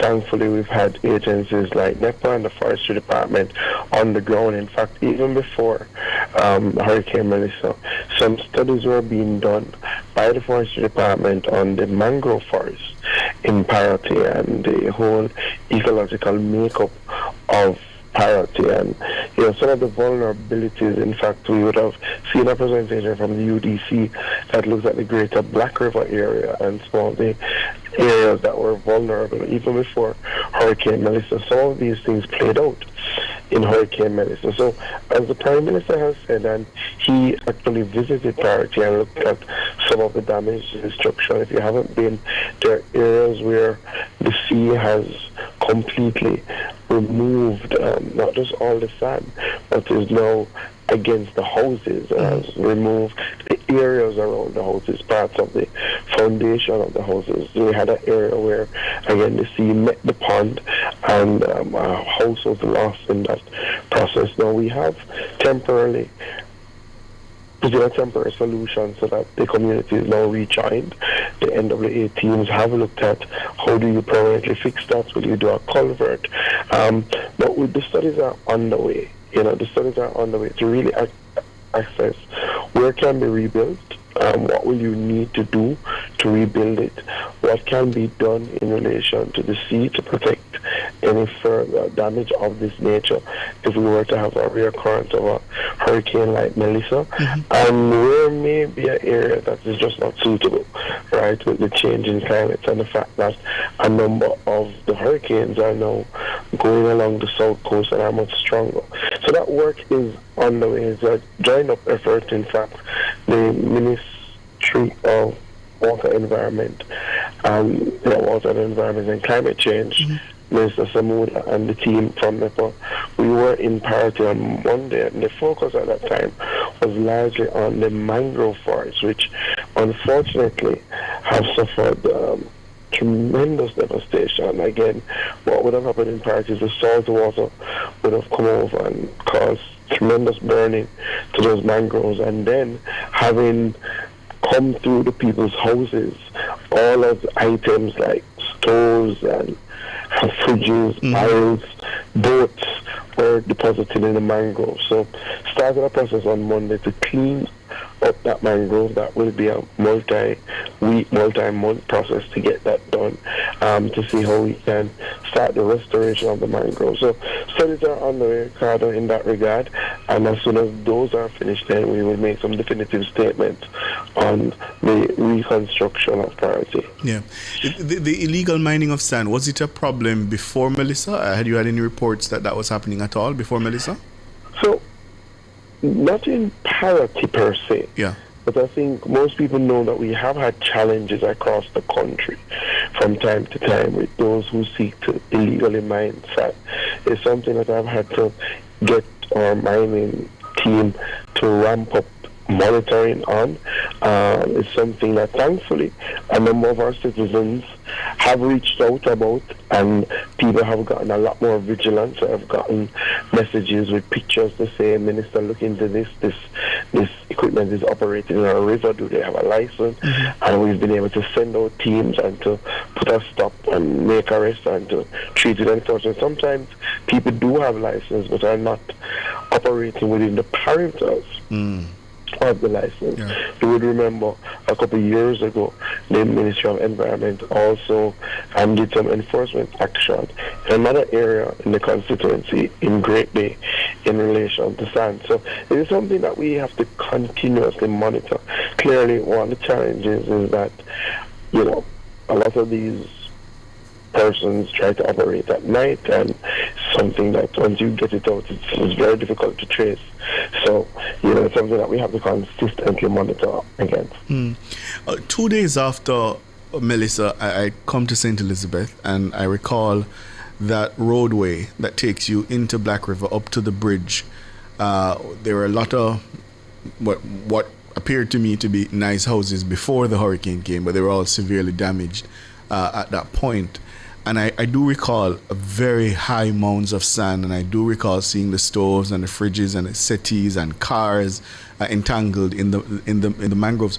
In terms of what it looks like now, give the listeners a sense of how that section of the parish has recovered, if at all.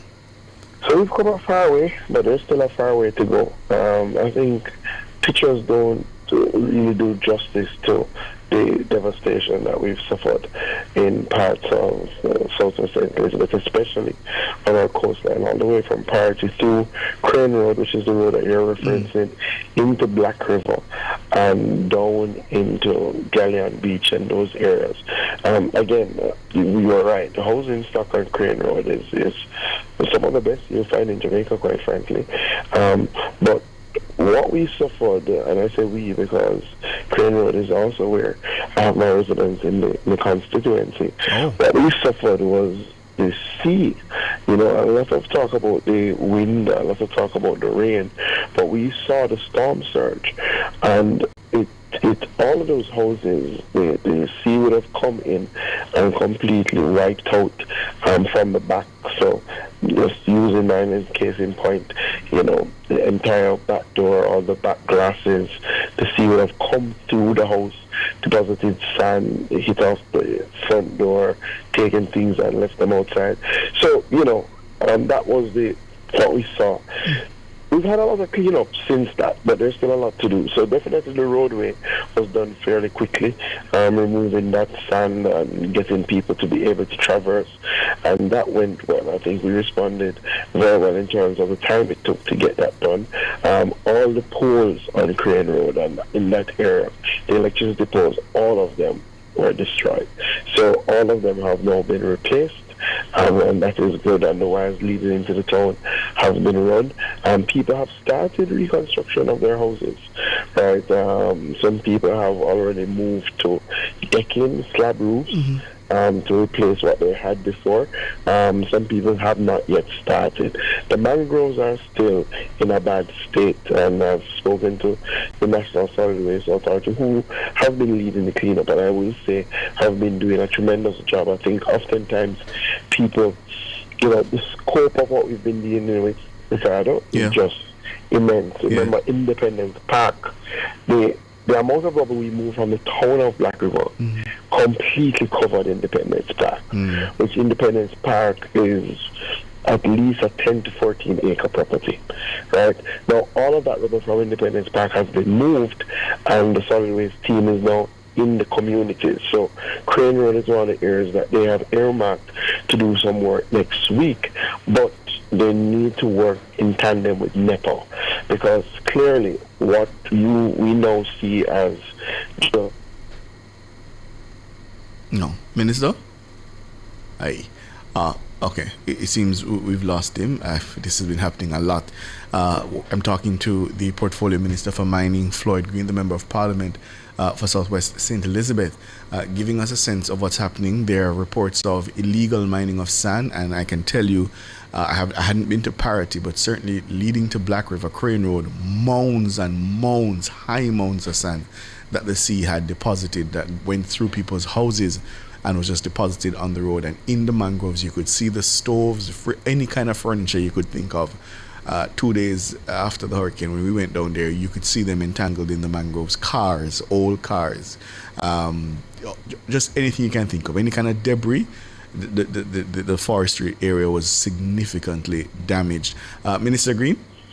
Yes, you were... Yes. I was making the point that the NSWMA cleanup is to move into Crane Road and parts of Parity, but it has to be done in tandem with NEPA, because what we now see as dead trees was actually a very active mangrove forest, which has served us well in Black River. As you know, Black River has a significant ecosystem, one of the most diverse ecosystems in the country, a Ramsar site that was protected.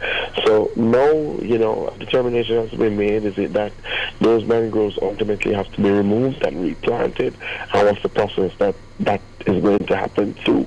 So the cleanup is happening in earnest, and some people are rebuilding. We have come a far way in the last 3 months, but there is a far way to go. You talked about people already starting the rebuilding process. One of the things I was struck by when I came there to Black River was, you talk about the heaps of rubble, but also the fact that it was so close to the sea and so many buildings had been damaged. As a Member of Parliament, and you're having these conversations with your constituents about what rebuilding looks like and what might need to change, isn't it difficult? Because it seems to me that rebuilding right there on the edge right there might be risky. How are those conversations going? Yeah, it's a balance. It's challenging. A lot of those houses are family homes that have been there for decades, and are clearly privately owned, and that's a reality. So, people ultimately look to make their own decisions, and when you go into the town, clearly a lot of the businesses, all the businesses are privately operated, but they have suffered a lot of damage. What we have said and what I've been trying to communicate, and I do know it's a balance and sometimes can be a frustrating process. A lot of people want to move now, yes? Yeah. But we have to ensure that the moves that we make fit a bigger picture in terms of the future of Black River. I say that because clearly, having suffered this Category 5 hurricane and appreciating that Hurricane Barry, like Category 4, was only a year and a half ago, and seeing that these storms are becoming a more regular part. The Prime Minister has been clear, and I think we all are clear. How we build, where we build, has to be data-driven. Right? As I indicated, we did have a presentation in Cabinet from the UDC that highlighted some of the ecological areas that were high risk. And this was done prior to Hurricane Melissa, but all of it played out. in Hurricane Melissa. In other words, the areas that were high risk were the areas that suffered the most damage. So now, with having that data, clearly this Black River was constructed long before all of this. Yes. But now having that data, we have to use that data to guide the rebuilding and to guide also where the government puts its assets.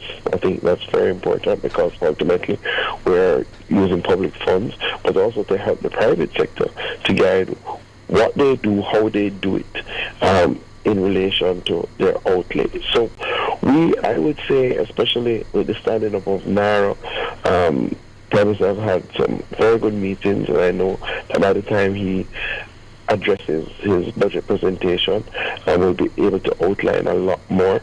I'm going to now go into a process of engagement with our business community starting next week.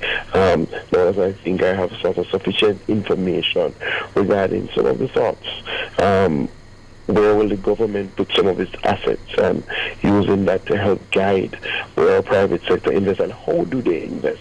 The reality is that Black River will never be abandoned, and Black River is full of too much history and potential, right? But if you were to look at all the designs that have been done by some of the experts, most of them highlight and try to build upon the fact that Black River is a seaside town that has a lot of culture, heritage, has a lot of tourism built in, ecotourism.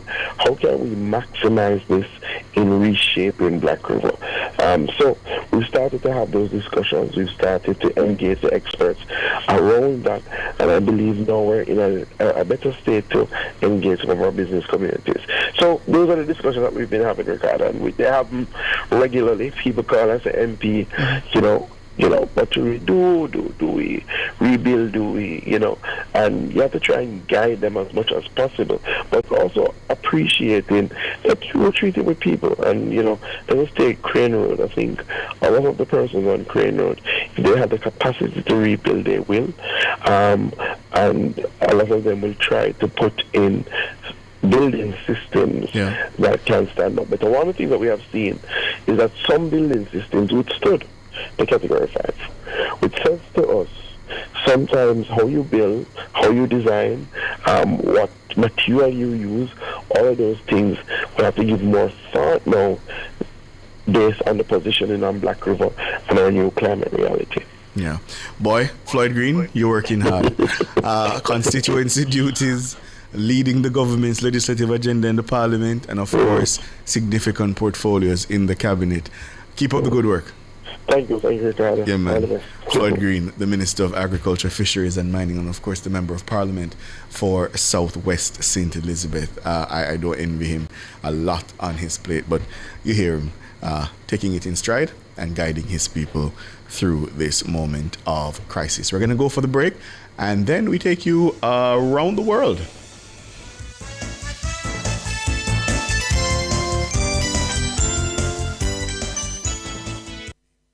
Every day, Jamaicans have something to say. In the group chats, on social media, in the streets, there's a place where it all comes together. The comment section. This is not a lecture. This is not a call-in show. This is the hottest topics of the day, filtered through real opinions, real WhatsApp messages, real voice notes, real reactions. You agree, disagree, sound off, text it, voice note it, debate it. Comments section, Monday to Friday from 7 to 7:30 p.m. only on Nationwide 90 FM, the new revolution in media. For all your electrical needs, visit ABC Electrical Sales. They stock a wide variety of electrical supplies, including plugs, switches, panel boards, and conduits, plus energy-saving fixtures. ABC Electrical Sales stocks brands like GE, Siemens, Philips, Cutler Hammer, and Allen Bradley. They also offer free island-wide delivery just to suit your needs. Visit them at Shop 8, Hagley Park Plaza, Kingston 10, or call 876-754-3714-5 or 876-754-3825-8. ABC Electrical Sales, for a better choice in the electrical business.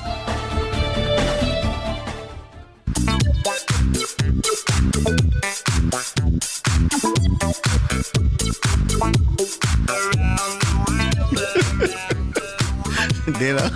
I don't think I'm going to get used to it. All right, around the world, that theme song chosen by Data TV. Now, listeners, the U.S. and Russia. Was it? Okay, all right. No, it's not Dana choose it. It's George choose it. All right, cool. The U.S. and Russia agreed on Thursday to re-establish high-level military-to-military dialogue for the first time in more than 4 years. The agreement emerged from a meeting between senior Russian and American military officials in the capital of United Arab Emirates. The U.S.-European Command says the restored communication channel will provide a consistent contact as the parties continue to work towards lasting peace. High-level military communication was suspended in 2021 as relations between Moscow and Washington became increasingly strained ahead of the full-scale Russian invasion of Ukraine in February 2022. Here is more from France 24 English. Well, it's being viewed as a major step illustrating the ongoing warming of relations between the world's top nuclear powers since Donald Trump returned to the White House. The US and Russia have agreed to resume high-level military communications during peace talks in Abu Dhabi. Washington had cut almost all contact with Moscow under the Biden administration as tensions rose ahead of the full-scale invasion of Ukraine. Well, for more, let's cross live now to Fraser Jackson, our correspondent in Washington. He's standing by for us now. Fraser, firstly, just talk us through how significant this development actually is. Well, for the first time in nearly 5 years, the US and Russia have agreed to restore high-level mill-to-mill talks between the two countries, communication that was axed in the lead-up to the war in Ukraine. US-European Command said maintaining dialogue between militaries is an important factor in global stability and peace, which can only be achieved through strength and provides a means for increased transparency and de-escalation. The Eurocom then adding this channel will provide a consistent military-to-military contact as the parties continue to work towards a lasting peace, adding that the aim is to avoid miscalculation and to provide a means of avoiding unintended escalation by either side. Now, communication between the US and Russia basically came in the aftermath of the Cuban Missile Crisis, with the cliche of the red phone sat on the president's desk. That is now actually, though, a secure fiber optic email system rather than a telephone system that was set up back in 2008. There has been some contact between the parties, though, since the war in Ukraine broke out. But the re-establishment of talks agreed to in Abu Dhabi means that the chairman of the US Joint Chiefs of Staff and the Russian chief of the general staff will resume strategic dialogues. There were a couple of moments during the war in Ukraine which have happened where a lack of communication has caused issues, especially in March 2023. If you remember the American Reaper drone that was dumped in the Black Sea after Russian fighters dropped fuel on it and clipped its propeller, something Moscow denies. But various incidents like that have led to a spike in tensions, and it's hoped that these re-establishment of talks will stop those moments from happening in the future. And Fraser, what impact might this have on the war in Ukraine then? Well, for Ukraine, this channel is a bit of a double-edged sword, really. It provides a path to end the fighting while simultaneously potentially threatening its long-term security aims as well. By opening this direct line between the Pentagon and the Russian Ministry of Defense, there is some fear that it may lead to the war becoming a sort of frozen conflict. However, resuming these military talks could help create the kind of technical frameworks if this political ceasefire deal is reached and comes out of these talks in Abu Dhabi. That could include things on how to monitor ceasefires that are agreed to, how to manage troop withdrawals, or oversee an eventual demilitarized zone if that is indeed agreed upon. But it does not really guarantee progress towards ending the war in itself. There are still, of course, some issues that remain in these ceasefire deals. Of course, the issue of territory being the biggest one. So for now, the real world impact on the ground isn't likely to change, but in the future, it could be a bit of a worry for the Ukrainians. Fraser, for now, thank you.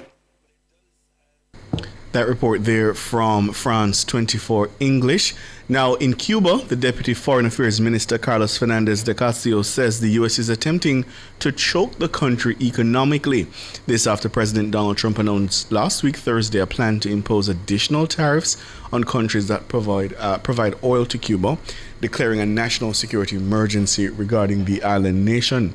In an executive order, Trump said that the policies, practices, and actions of the government of Cuba constitute an unusual and extraordinary threat with regard to U.S. national security and foreign policy. But the Cuban Deputy Foreign Affairs Minister says Cuba poses no threat to the United States. Here's a report from CNN. Poses no threat to the United States. They are attempting to choke Cuba economically as they have been trying to do for the past over 6 decades, I would say. At this moment, they are threatening countries with tariffs to harm them if they, in use of their national prerogatives, they export fuel to Cuba. That will pose a great harm to Cuba. It is the aim to cause as much harm as possible to the people of Cuba.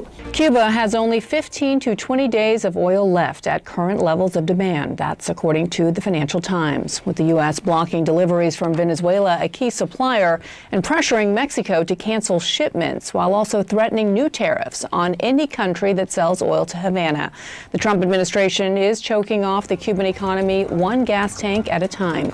Now, oil doesn't just drive Cuba's transportation infrastructure. It also powers an electricity system on the brink of total collapse. But could talks with Washington give Cuba an off-ramp? Donald Trump thinks so. I think they probably would come to us and want to make a deal. So Cuba would be free again. They'll come to us, they'll make a deal, but Cuba really, they've got a problem. Carlos Fernandez de Cosio is Cuba's deputy foreign minister and its top diplomat for U.S. affairs. And he says Havana is even now exchanging messages with Washington and is ready for meaningful dialogue. Carlos Fernandez de Cosio, welcome to the program. So it appears that you are confirming what we heard from President Trump when he said that his administration is talking to the highest people in your government. He also says that he expects a deal. To be clear, is your government currently working or currently looking at a proposal or demand, actually, from the United States?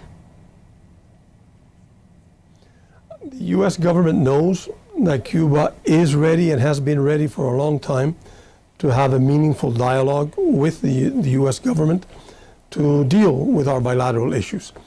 At the moment, we've had some exchanges of messages, but we cannot say we have set a bilateral dialogue at this moment. It seems like a complete 180 from what your president was saying just last week, noting that measures taken by Washington are, quote, criminal and genocidal in nature.